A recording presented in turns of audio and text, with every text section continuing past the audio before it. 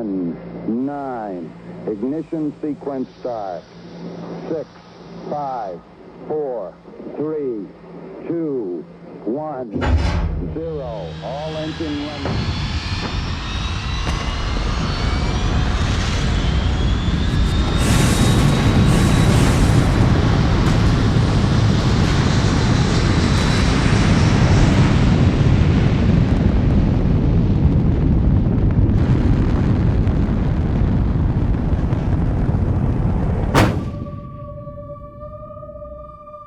Hey guys, welcome to today's episode of Science at Home. Today we're going to launch rockets. We have a solid fuel rocket and a water and compressed air powered rocket. Let's see which one will win.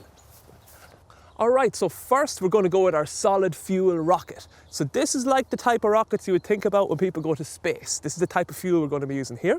And we have a lovely rocket here. It's nice and thin and it's very aerodynamic. It's, bought off the shelf. It also has, we've strapped an altimeter onto the side here that will tell us how high we've gotten, okay? What altitude we've gotten to.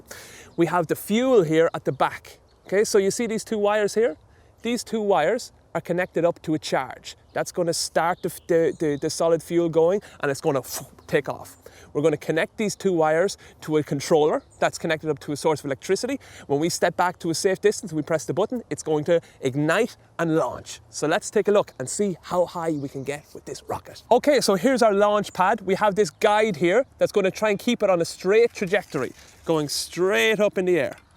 We have our two little clips here that will go back to our power source. Connect them up. 1 and 2. Okay. We are ready to launch. So I have my ignition switch, push down the safety button and count 5, 4, 3, 2, 1, lift off.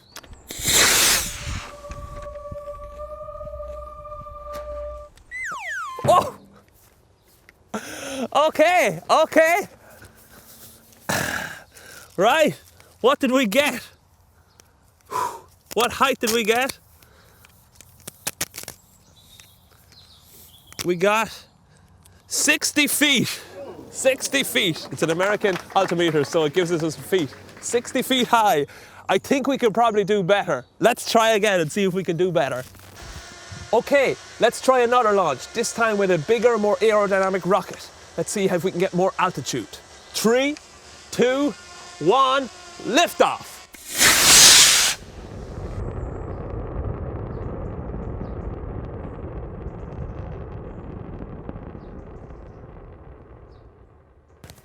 Yes!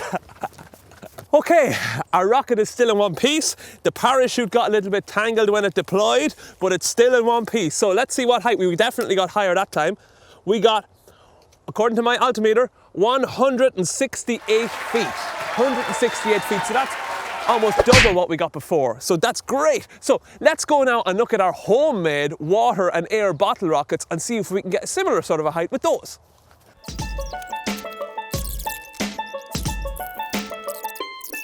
Okay, so now we have a homemade, very homemade, water and compressed air rocket. We call these bottle rockets. So it's just bottles that are arranged in an interesting way with a little bit of tape and hopes and dreams, and we're going to fill it with compressed air from a bicycle pump. So let's get onto this homemade launcher and see how we do. Yeah, let's try not lose too much water. Yep, a little bit there. Good luck, little guy. Okay. All right, fingers crossed this works out. It's looking good. Okay. Whoa! It went off a little early. Let's try again. Okay, we'll get it right on here so there's a good seal. And there, she's on and she's locked into place. Now we're going to put in the altimeter to see what sort of height we can get. So let's see. Ready to launch. There we go, ready for launch. Okay. In it goes, in here. Good luck, little buddy. Okay, so this can't go until I pull this string. So let's start filling it with compressed air. Here we go. We'll get the pressure as high as we can once we start seeing air leaking out. Okay, We're up at 80 psi and launch.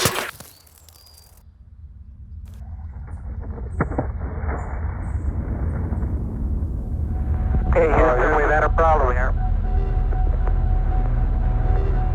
Can say again, please. Houston, we've had a problem. Not bad for some compressed air and water. Okay, so we launched our solid fuel rockets and we launched our bottle rockets that have compressed air and water, just powered by human hands. And both of them we got a really nice result with. So let's go back and have a little think about what is actually powering them and what's the physics behind them. We made it back in one piece, and so did the rockets, just about. This one here ended up on a roof, so we had to abandon everything, go home, get ladders, go up there and climb up and get it down. But it was all worth it in the end, because when we got it down, the altimeter said that it had passed 300 feet in height, 300. Now, us scientists like to work in meters, so I converted all those back into meters. So it's about 100 meters is what we got with this rocket, 100 meters. And our water and compressed air rocket, our little bottle rocket, this only got to 20 meters. Now, I think there's a huge amount of room for improvement there, and you might be able to see why. First of all, you can see that this rocket is very thin, yeah? Very tall and thin, very aerodynamic. And it has a very strong charge here at the end that's able to drive it up. But it doesn't release all the energy too fast.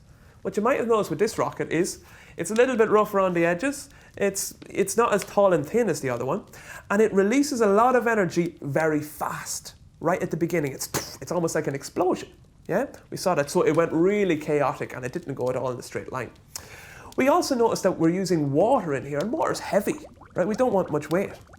Now, you might say, why don't we just use air?